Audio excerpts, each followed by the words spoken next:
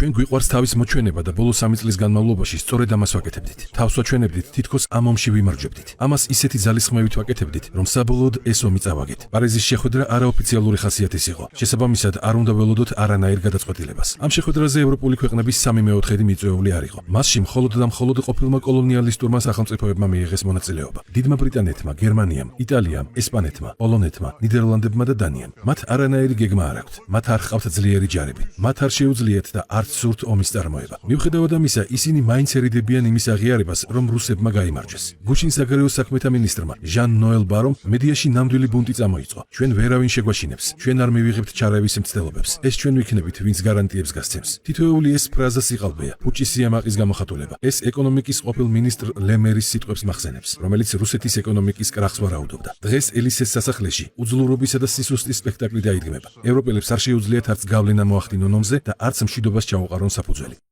გამოიწერე და გაიგე ამბები ლიბერალური ცენზურის გარეშე.